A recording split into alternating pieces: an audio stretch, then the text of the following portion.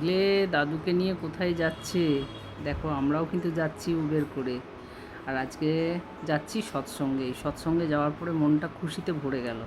তাই কি খুশি করলাম, কি আনন্দ করলাম সেটা দেখতে থাকো আজকের এই ব্লগটি।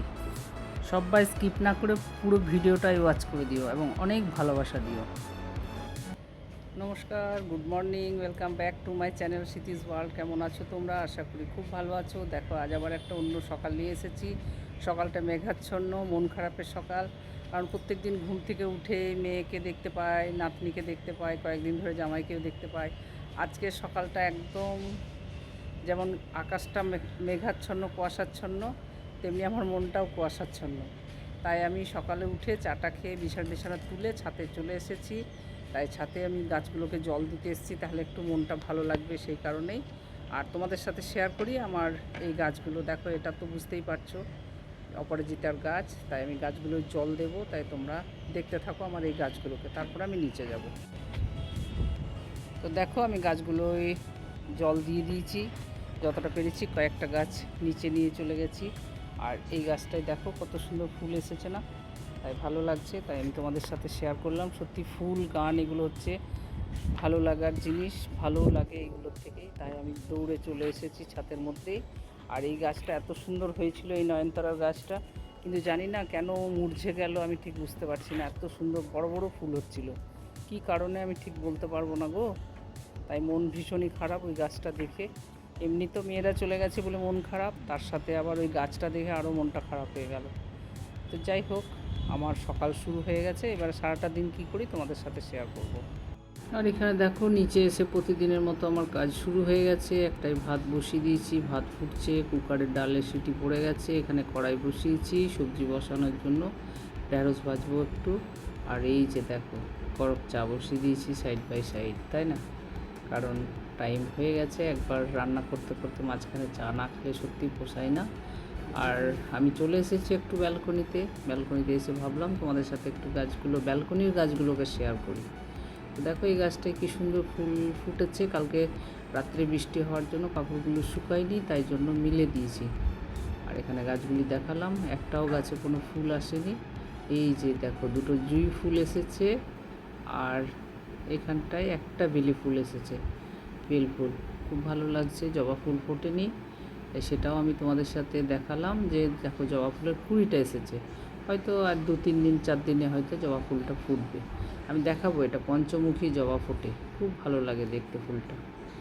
আমি দেখি আবার অন্য চারা যদি করতে পারি। আর এই যে দেখো শশার গাছ হয়েছে, শশা ধরবে কিনা জানি না, কিন্তু গাছটা হয়েছে।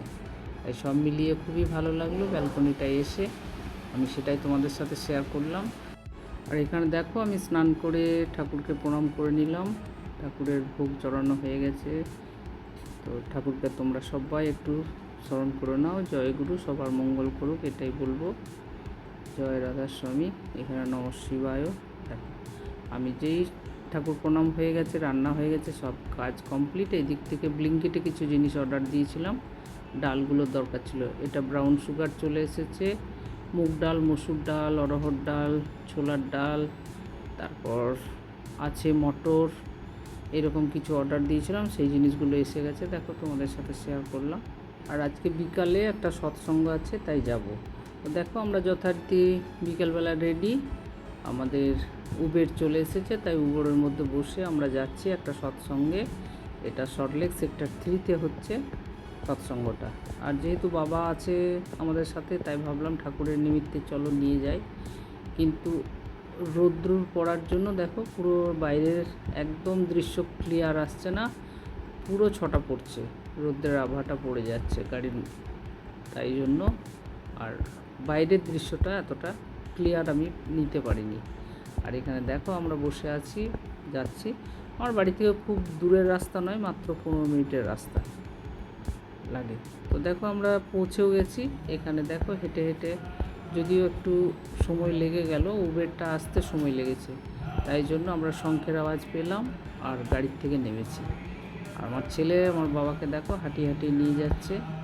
যে বাড়িটায় লাইট জ্বলছে সেই বাড়িতেই সৎসঙ্গ আছে, তাই সেটাও আনতে পেরেছি বাবাকে, বা নিয়ে যাচ্ছি, সেটাও অনেক বড় পাওনা। এক তো ঠাকুরের নিমিত্তের সৎসঙ্গ, তারপরে সাথে বাবাকে নিয়েছি। দয়া সিন্ধু পুরাণ ধরি নিত্য করো অচল ভক্তিময়ী দেব দীন দীননাথ হাত মাধো আন করো আমরা নিজ সাধ দীন দয়ালু কৃপানিধি রাম ক্রোধ মদ লোভ সব বিধি অবগুণ হারুময় প্রভু রাঘো মেরি লাজ দুলারিয় ময়